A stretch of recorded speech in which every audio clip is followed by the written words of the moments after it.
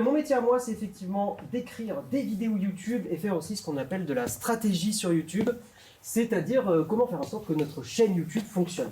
Voilà, donc ça, c'est moi ici qui présente une vidéo sur le Steam Deck. Ça, en vrai, on s'en fout un petit peu, mais c'est juste pour vous montrer que voilà, je passe à l'image, j'écris les vidéos, on parle de sujets qui nous intéressent, et en parlant de sujets qui nous intéressent, eh bien, on va parler de ChatGPT.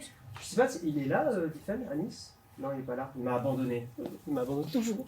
Donc vous avez vu une super présentation de Tiffany Intelligence juste avant, donc de Anis, c'était très cool. Et moi, ça me permet d'éviter de faire de la théorie, donc c'est très très bien. Et je vais pouvoir passer tout de suite à la pratique. On a parlé d'IA, on a parlé un petit peu de comment ça allait révolutionner le travail, il fallait bien que je vous fasse venir. Et donc, je vais faire un truc un peu interactif, parce que c'est vrai que nous, on est sur YouTube, on est sur Twitch, pas de soucis. Et on aime bien faire voilà, des émissions où on a les commentaires en direct, où les gens réagissent. Et voilà, moi j'avoue que rester dans un petit coin et faire bonjour, j'aime bien vous entendre un petit peu, donc je vais vous faire participer. Et ce qu'on va essayer de faire... alors, qui déjà a utilisé ChatGPT ici? Ouais, grosse majorité, ok. Qui a déjà utilisé beaucoup de ChatGPT? Genre dans son boulot, vraiment souvent, et que ça a apporté une plus-value. Okay. Déjà un petit peu moins, non mais c'est intéressant. Donc, ce que je vais vous faire aujourd'hui, c'est justement, on va se mettre un petit peu, voilà, on va faire un petit test avec ChatGPT.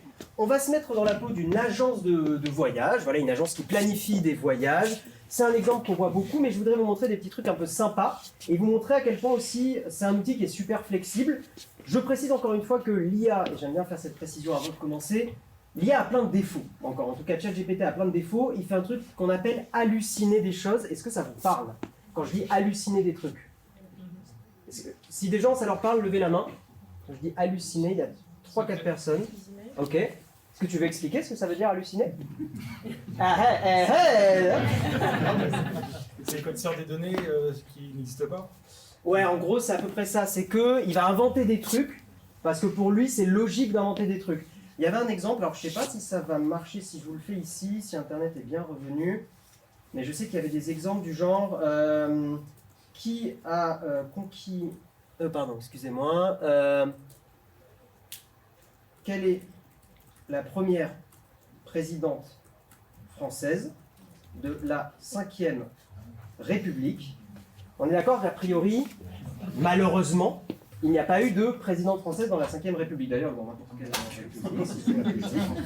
Mais il est possible, hein. Après ça dépend comment il a été amélioré. Hein. On est d'accord, il n'y a pas eu. Oui, mais c'est donc. Mais en fait, c'est ça. Donc, si vous voulez voir un peu ce que ça donne halluciner, à moins qu'il l'ait réentraîné, parce que c'est un système qui évolue en permanence, mais il est probable.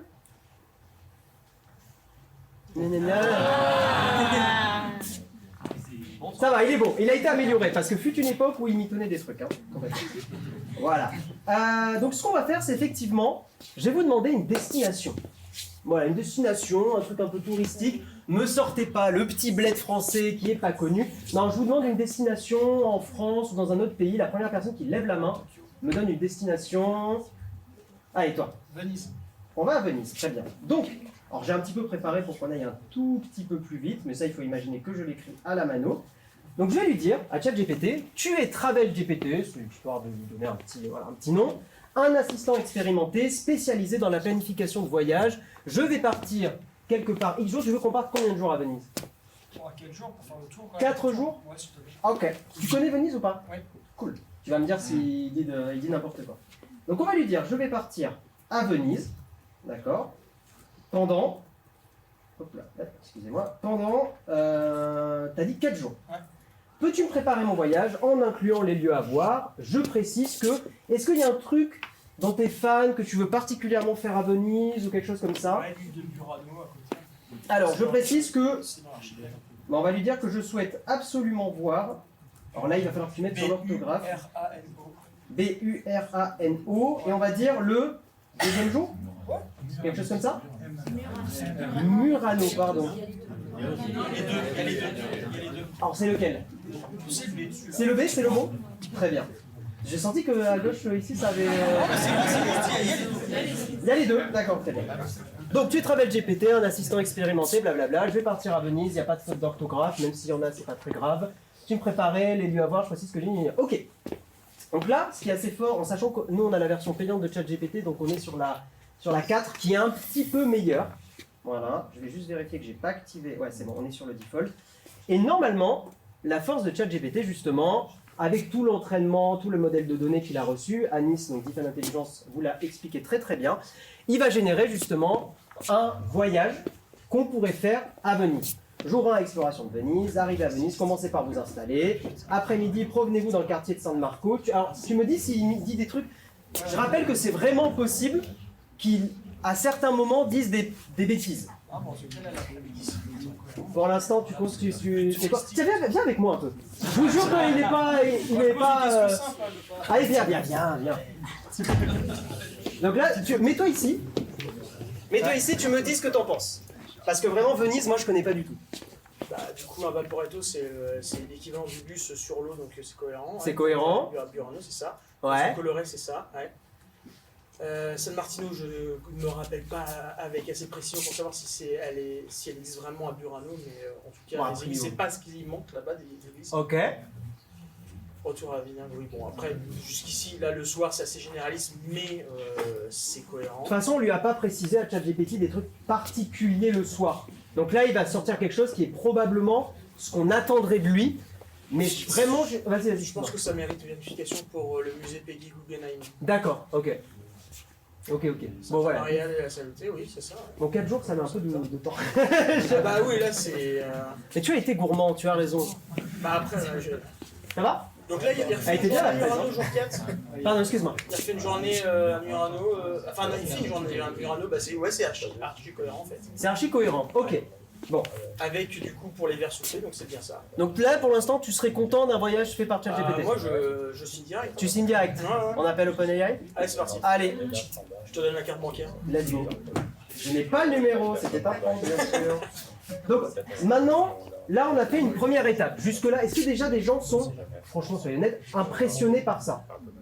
Levez la main, les gens qui sont un peu impressionnés par ça. Ok. Ok. Donc on va dire qu'il y a un petit quart des gens qui sont impressionnés. Mais c'est intéressant. On va passer à la seconde étape. Parce que jusque-là, on est, on va dire, dans une agence de voyage qui est un peu light.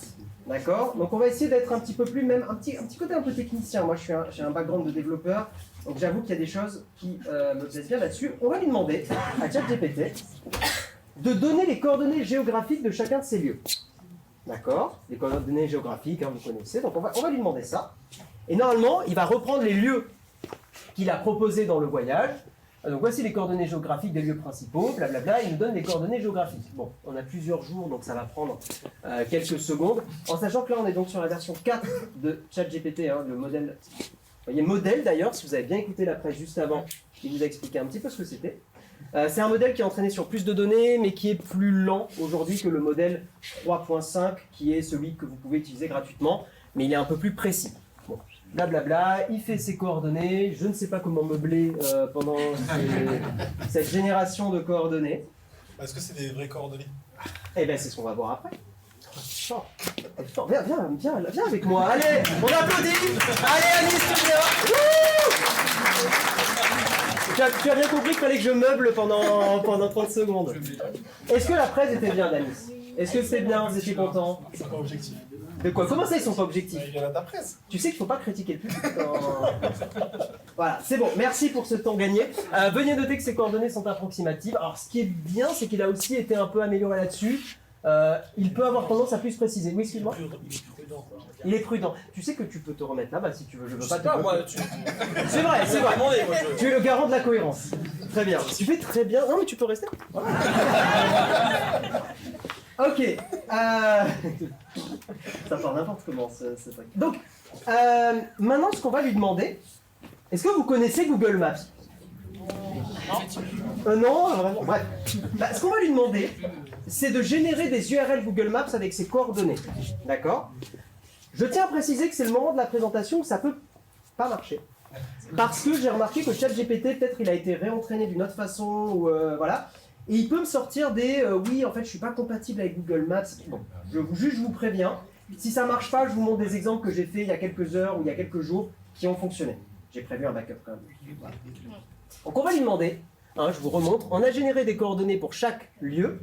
Donc je vais lui demander maintenant de me générer des URL Google Maps, comme ça nous donne quelque chose de plus utilisable.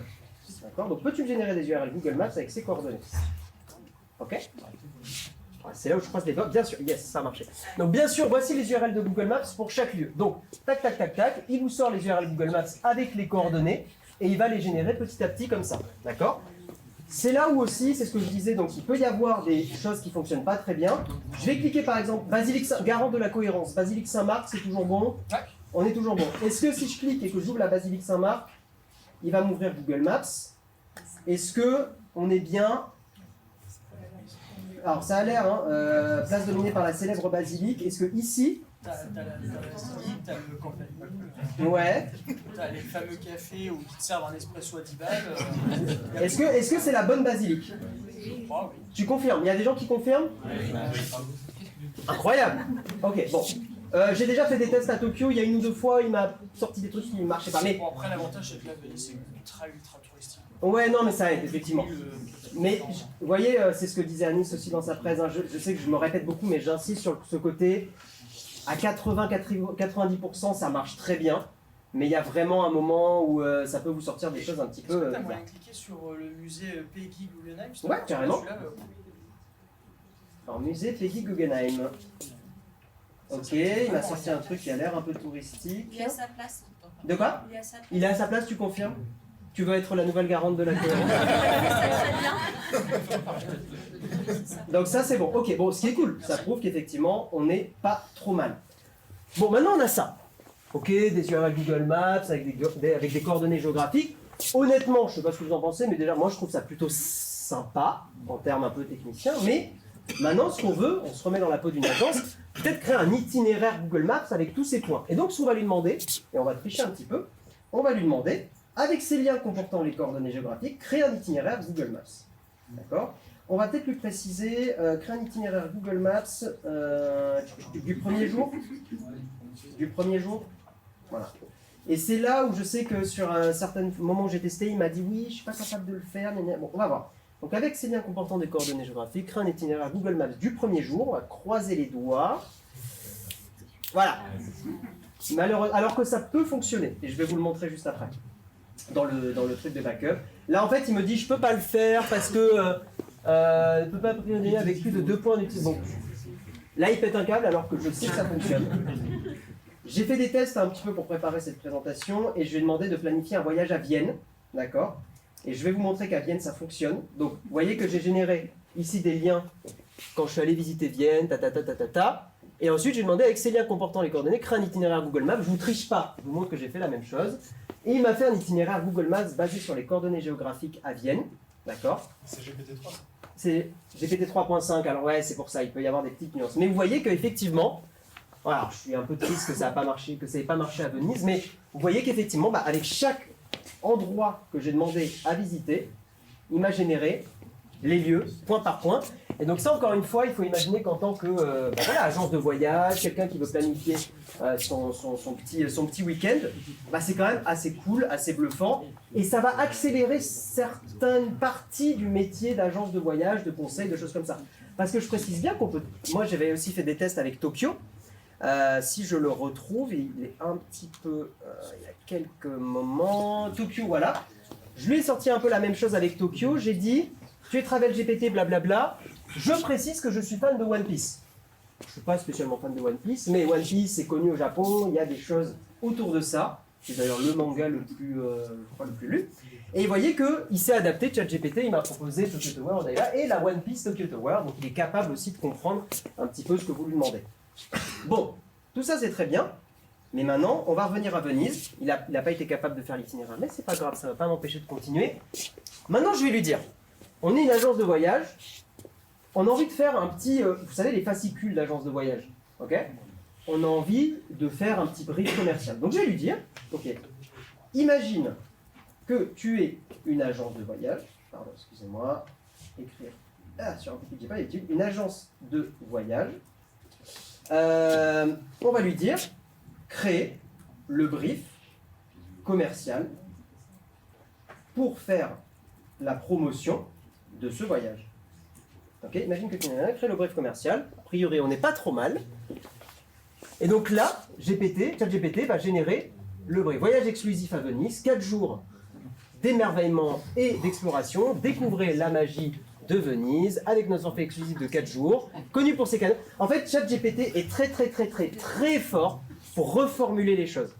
Très fort. Ce qui est très drôle, c'est que je peux lui demander de faire la même chose, mais pour un enfant de 5 ans. Par exemple, comment donner envie à votre enfant d'aller à Venise? Vous dites réécrivez ça, mais comme si tu parlais à un enfant de 5 ans, et ça fonctionnera très bien.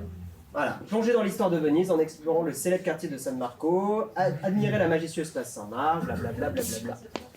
Voilà. Est-ce que des gens sont bluffés par ça? Un petit peu plus déjà. Oui. Voilà. Et maintenant, ce qu'on peut faire, on va un petit peu, je vais prendre un petit peu d'avance, on peut lui dire, écris-moi un post Twitter, donc on sait qu'on est un peu plus limité, qui fait la promotion de ce même voyage. Ok? Écris-moi un post Twitter, je vais attendre qu'il finisse, même si en vrai, je crois qu'on n'est pas obligé d'attendre complètement qu'il finisse. Voilà, un jour 3, plonger dans l'art et la culture en explorant le quartier, machin. Et imaginez ça dans 5 ou 10 ans, quand les IA seront encore plus entraînées, les IA sont capables de générer des images. En fait, on peut faire une grosse partie du travail d'agence de voyage quasi automatiquement, tant qu'on reste dans les trucs un peu standards. Et c'est là où c'est important, c'est là où on avait le débat. L'humain dans tout ça, il est où? Parce que c'est là où... c'est bien de faire les trucs très touristiques à Venise, mais on a peut-être envie de voir des petites choses un peu pittoresques, un petit resto qui n'est pas très connu, des choses comme ça. Et c'est là où il y a une expertise humaine qui est importante. Ouais. Mais là, je vous montre un petit peu, on va dire, la base, l'état de l'art actuel des choses. Maintenant, donc, écrivons un post Twitter qui fait la promotion de ce même voyage. Et donc là, il va écrire sous la forme d'un post Twitter avec des hashtags, découvrir la magie de Venise, avec notre forfait exclusif de 4 jours, admirer l'architecture, explorer l'île, blablabla. Donc normalement, il n'est pas trop mauvais, il ne devrait pas faire un truc trop long. Voilà. Et ce qui est très drôle, c'est qu'on peut lui générer aussi dans plusieurs styles différents. Hashtag voyage, hashtag Italie. A noter que Twitter limite les tweets à 280 caractères, donc ce message respecte la limite. Est-ce que vous voulez faire dans un autre style le message promotionnel? Est-ce que quelqu'un a une inspiration là-dessus?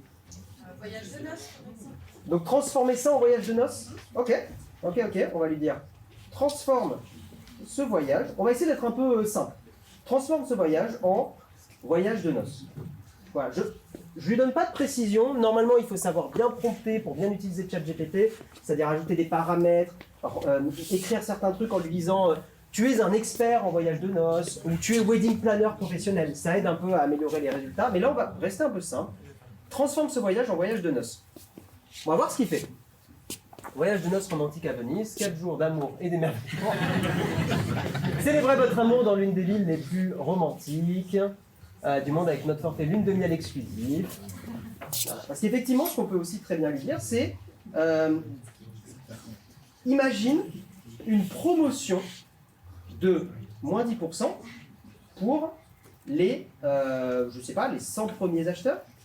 D'accord, les 100 premiers acheteurs de ce voyage. Et on peut très bien lui dire cette promotion sera un texte sur Facebook, par exemple. Sera une pub sur Facebook. Voilà, imagine une promotion de moins 10% pour les 100 premiers acheteurs de ce voyage. Cette promotion sera une pub sur Facebook. Pour aller un peu plus vite, je vais lui demander d'arrêter de générer. Vous voyez, toujours le truc de reformuler, publication Facebook, promotion exclusive, pour célébrer l'amour, nous offrons une réduction exceptionnelle de 10% pour les 100 premiers couples. Il a même compris le couple, il a adapté le mot.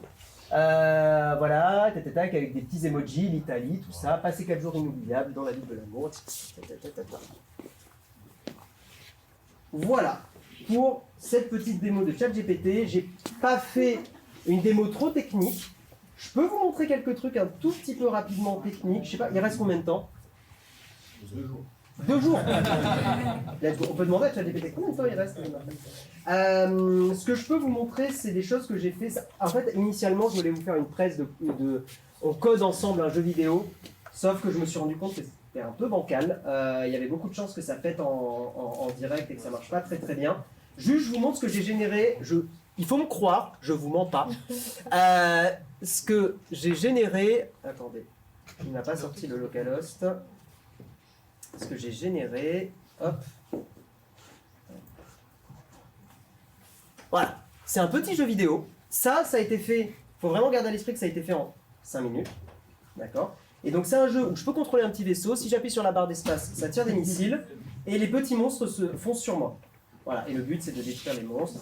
Il n'y a pas grand chose de plus, hein, mais c'est juste pour vous montrer, le jeu est nul, hein, voilà, soyons honnêtes, le jeu est nul, mais ça a été fait en 5 phrases, 6 phrases, demandées à ChatGPT, et en 5 minutes à peu près.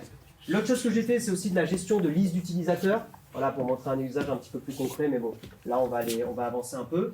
Et ce que je peux vous montrer d'autre aussi, c'est des choses un petit peu plus concrètes. Dans notre métier de créateur de contenu, pour toujours vous montrer un aspect un peu business, de comment ça accélère des métiers, nous, ce qu'on utilise beaucoup, c'est justement de la génération d'images. Donc Anis a beaucoup parlé de Midjourney, on en a pas mal parlé, les autres intervenants aussi.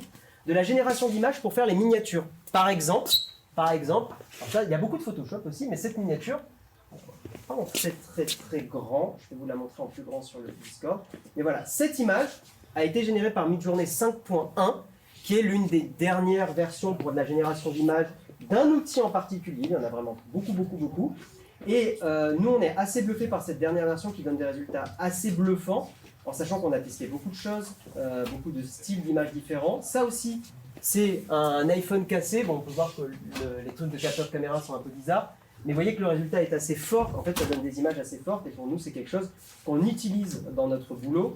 Comment générer, par exemple, des images qui donnent un côté un petit peu robotique, IA, parce que c'est des sujets dont on aborde beaucoup, etc., etc. Voilà, je vous montre un petit peu d'autres choses. Je pourrais vous montrer d'autres là-dessus. Il y a un moment, on va faire une vidéo où on va parler de consoles portables. Bon, c'est vrai que la qualité de vidéo n'est pas exceptionnelle. Je vous zoome un petit peu. Mais en gros, voilà, on va faire une vidéo où on parle de consoles portables qu'on peut emmener en vacances. Et là, on lui a demandé de générer une Nintendo Switch qui est plantée dans le sable. Et ça, il nous l'a généré en 20 secondes, quoi, à peu près. 20-30 secondes. Ouais. Pour faire ça, c'est juste d'écrire le scénario. Est-ce que tu veux générer un truc? Là, un truc qui te passe par la tête, là, quelque chose. On le fait ensemble. Vas-y, slash imagine. Je t'en prie. T'as pas d'idée? Est-ce que tu as une passion? Est-ce que tu fais un truc particulier? Du vélo, par exemple. Tu fais du vélo, très bien. On va générer quoi? Bicycle. On va générer man. Oh, tu sais quoi? Non. Une personnalité. Est-ce qu'on génère Emmanuel Macron? C'est trop politique, justement. On va éviter. Non. On va lui demander de faire un chat dans l'espace. Un chat sur une bicyclette dans l'espace? Allez, 4. On bicycle in space. Ok? Alors c'est un tout petit ici, mais j'ai bien écrit 4 on a bicycle in space. Normalement, je lui ai mis le mode normal. Voilà, donc ça, l'IA que vous êtes en train de regarder, c'est Midjourney. C'est une IA qui fonctionne aujourd'hui sur un logiciel qui s'appelle Discord. Nous, c'est un truc qui nous fait pester parce que... Qui connaît Discord ici? Levez la main. Bon, ok, nice. Bon, vous savez que c'est un logiciel, normalement, Discord de discussion, mais Midjourney, c'est complètement connecté à Discord pour générer les images. Donc c'est pour ça qu'on est sur Discord, là, pour vous faire de la génération. Donc voilà ce que c'est en train de donner. Je sais pas si on peut un peu éteindre la lumière. Je pense que juste le temps de montrer un peu. Voilà, donc là en gros on est sur la version 5.1 de Midjourney, je ne lui ai pas mis de paramètres plus que 4 on a bicycle in space. Et ça encore une fois, voilà, la génération d'images, il faut comprendre que ça va être utile pour plein de métiers évidemment. Nous on voit beaucoup de collègues dans la presse, par exemple des sites comme Frandroid qui parlent d'actualité sur des smartphones, sur de la tech. Pour ces sites-là, avoir des images générées pour certains sujets, ça marche bien. Ça permet d'illustrer le propos, ça permet voilà, on a toujours besoin d'images. Maintenant, il y a plein de débats sur la désinformation. Si on génère du Emmanuel Macron dans certaines... Imaginez, en gros, on peut imaginer fusionner ta voix avec Emmanuel Macron avec une image. Dans le futur, on arrivera à faire de la vidéo générée par IA, etc., etc. Mais voilà. Donc là, on a réussi à générer. On voit qu'il nous a généré des styles différents. Ça, c'est des choses qu'on pourrait lui préciser. Là, par exemple, ici, il nous a sorti quelque chose, on va dire, d'un petit peu plus réaliste. Ici. Ce qui est impressionnant aussi avec Midjourney, c'est le piqué de l'image. Alors vous ne le voyez pas parce que la vidéo n'est pas exceptionnelle, mais le piqué, la finesse de l'image est très bonne. On peut voir aussi ce chat-là, et on peut voir qu'honnêtement, enfin, c'est pas mal. C'est pas mal du tout. C'est pas mal du tout. Voilà. Donc tout ça pour dire, et je crois que je vais à peu près terminer là-dessus, après on va passer aux questions, mais qu'effectivement, voilà, il y a des métiers comme le nôtre de création de contenu qui commencent à utiliser l'IA pour générer des images. par exemple, cette miniature, je vais continuer de zoomer un petit peu pour que vous la voyez mieux. Mais donc cette miniature, vous reconnaissez, c'est l'image de tout à l'heure. Cette miniature aussi, c'est une image générée par RIA. Midjourney est très très capable aujourd'hui de faire des portraits très convaincants d'hommes et de femmes. Donc voilà. Voilà pour cette démo. J'espère que ça vous a plu.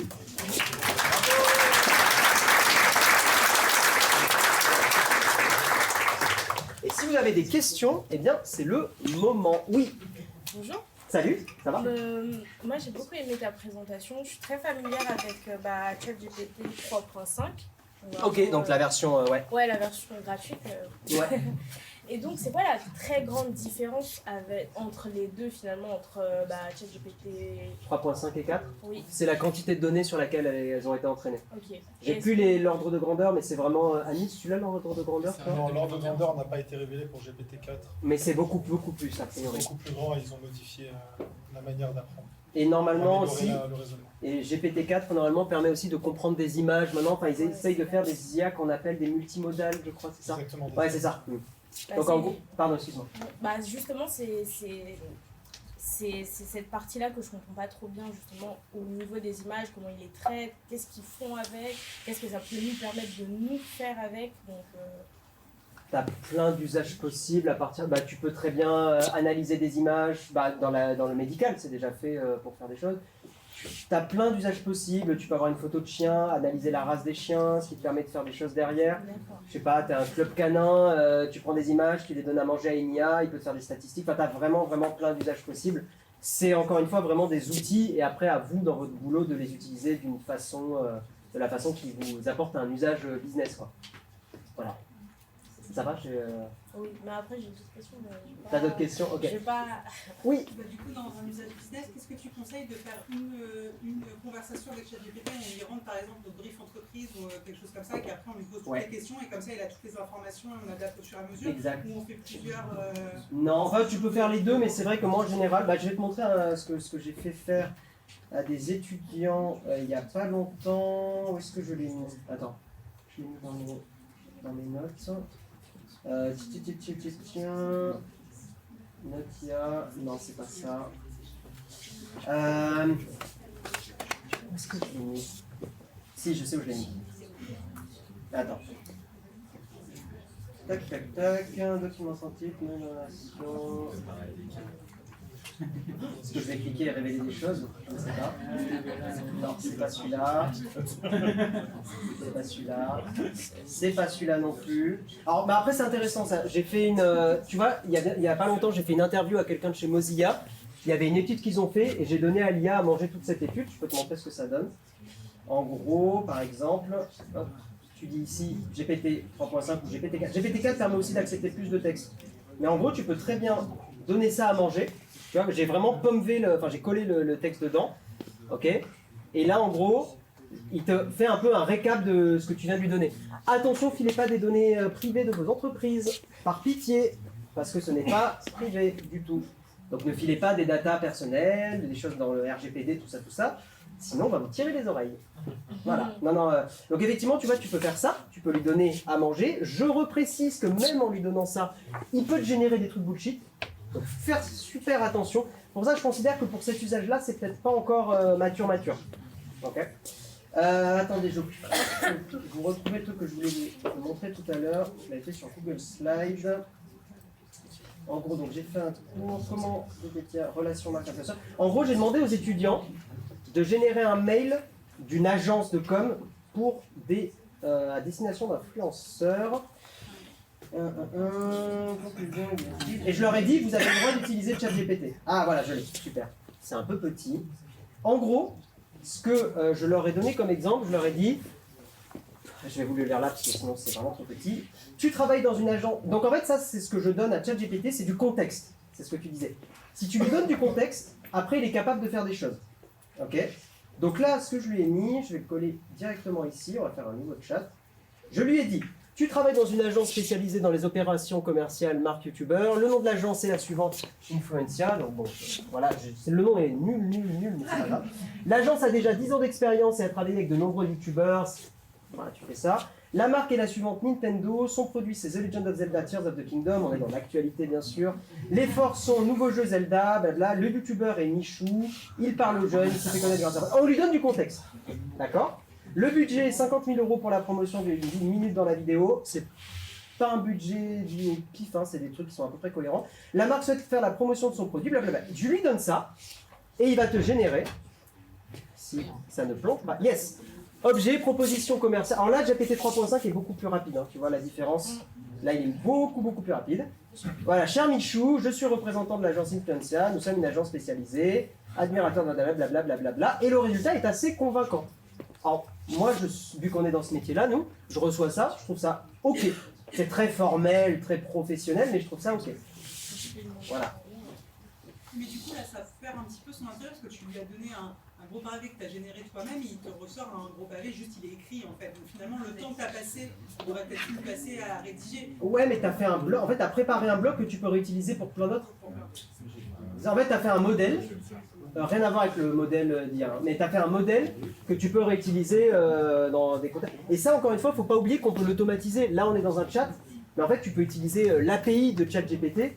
Et quelqu'un qui code, si tu codes ou quoi, tu peux très bien faire ça automatiquement. Tu rentres le nom du youtubeur, les machins et tout, et pas. Et c'est généré, tu as bien vu la vitesse. C'est généré en 5 secondes. Quoi. Est-ce qu'il y a d'autres questions? Oui. Ça rejoindrait la question tout à l'heure qu'il y avait eu sur la capacité à créer en fait. En gros, là, si je lui donne en fait, voilà, je voudrais en fait créer un escape game. Ok. Donc, et je lui dis, voilà, je voudrais. Donc c'est assez style Prison Break, donc je lui donne Okay. tout un tas d'éléments, et est-ce que si je lui dis crée-moi le scénario, crée-moi les énigmes et tout ça, est-ce qu'il est capable de le générer? D'accord, redis-moi, je veux faire un escape game. Oh, bah, c'est pas après. Non, mais redis-moi un peu ce que t'as dit. Bah, univers Prison Break. D'accord, univers Prison Break, ouais. 2 pièces. 2 pièces. On va dire les 5 énigmes différentes. 5 énigmes, ok. Dont 2 avec les choses chiffrées. Bon, restons. Ouais. Non, mais sinon après. Je pensais que plus tu donnais, mieux c'était. Ah oui, complètement, mais pour pas qu'on. Ah non, mais voilà, c'est peut-être bon. Hein. Ok, génère-moi un scénario pour. Un scénario tout court. Voilà. Parce qu'il ne faut pas oublier qu'après, ce que tu peux faire, c'est réagir au prompt qui va. Enfin, réagir à la réponse qui va bien. On est bon, j'ai pas fait de faute, génère un scénario. Ok. Donc l'évasion du prison du diamant noir, c'est dans le contexte. Vous et votre équipe d'amis êtes injustement emprisonnés dans la prison du diamant noir. Une installation pénitentiaire, blablabla. Pièce 1, la cellule, vous commencez dans une cellule. Blablabla. Pièce 2. Alors là, bon, il a généré plus de pièces. Donc tu vois. Parce que tu m'as dit, il y avait que. Non, mais c'est déjà bluffant. Tu m'as dit 2 pièces, bon, tu vois, il en a généré plus quand je vous dis que des fois il. Il est inspiré. C'est ça. Mais voyez un peu, et encore une fois, c'est en 10 secondes. Voilà. Et je trouve ça intéressant que tu me le dises. C'est-à-dire, en fait, ça rejoint quand même, c'est-à-dire que la capacité à créer, finalement, ces outils-là, on y est comme. En fait, ça montre quand même un truc, c'est que les êtres humains, on est à la fois, on peut imaginer des choses, mais à la fois, on a des mécanismes. Par exemple, raconter une histoire. Si des gens connaissent le cercle de l'histoire, que je ne connais pas très bien de tête, mais en gros, il y a toujours situation initiale, événement qui bouleverse la situation initiale, des choses qui se passent, une catastrophe, le retour du héros, et retour à la situation initiale. En fait, tu as quand même des choses qui se répètent, et par exemple, Star Wars, on est complètement dans ce truc-là, c'est juste l'enrobage de Star Wars qui est assez génial, qu'on aime ou qu'on n'aime pas. Mais vous voyez, tu vois ce que je veux dire, c'est que c'est l'univers, par contre, l'univers a été créé par un humain. Star Wars aurait, je pense, pas pu être généré par une IA. Maintenant, nous, ce qu'on fait aussi, c'est quand on a besoin de faire des titres de vidéos YouTube, on lui demande des idées. Par exemple, tu vois, je vais lui dire, je suis en train de chercher un titre pour une prochaine vidéo YouTube. Cette vidéo parle de 5 astuces pour mieux arroser ses plantes. Oui. Génère-moi 10 idées. Ok. Voilà. L'arrosage parfait, 5 astuces incontournables, secret d'arrosage, jardinage 1.01, ok. Le guide ultime, révélez votre main verte, la science de l'arrosage. En fait, t'es pas obligé de reprendre ça, mais encore une fois, c'est un outil. Tu prends ça, tu le bidouilles à ta sauce. Par exemple, si t'aimes bien le jardinage, le jardinage, et que je sais pas, ta chaîne YouTube s'appelle La main verte mais pas trop, bah tu peux jouer là-dessus, tu vois. Enfin, je sais pas, il y a plein d'idées. Voilà. Une source d'inspiration. C'est une source d'inspiration, ouais, dis-moi. toi, tu l'utilises beaucoup. Quand tu lui demandes comme ça des choses spécifiques, ou alors, par exemple, comme vous vient de le faire pour un scénario dans 13e mec, quelle est la répétitivité de ça? À quel moment il commence à s'épuiser en termes de création? Assez vite. En réalité, là, c'est bluffant parce que c'est du one shot. Mais en réalité, si tu commences à faire, il a du mal au bout d'un moment à garder le contexte. Il le garde, mais au bout d'un moment, il coince un peu. C'est difficile de te donner un truc au bout de 5 étapes, il bloque. Mais tu le sens assez vite. C'est là où GPT-4 est vraiment meilleur là-dessus, par exemple. Il est capable de moins faire ça. Mais même dans le style, des fois, pour écrire des trucs, il peut être un peu dans il est important de rappeler que machin, il est important de blablabla. D'ailleurs, si en vrai on prenait le temps de lire la proposition commerciale, tu le verrais là si on prenait le temps. Tu vois, nous sommes prêts à investir un budget, nous sommes convaincus. Enfin, il peut avoir tendance un peu à se répéter. Voilà, il n'a pas tant fait ça, mais voilà. Et pour compléter ce que tu dis, on l'a testé nous ce week-end pour créer une chanson pour l'anniversaire d'un ami. Ah oui, d'ailleurs, pardon, ouais. Et en fait, en mettant quelques anecdotes, etc. Et effectivement, c'était pas très bien écrit et ça donnait un cadre général. Mais derrière, il fallait quand même réécrire et puis rapidement, il s'est essoufflé en fait. Ouais, il peut s'essouffler. Après GPT-4, c'est essoufflement.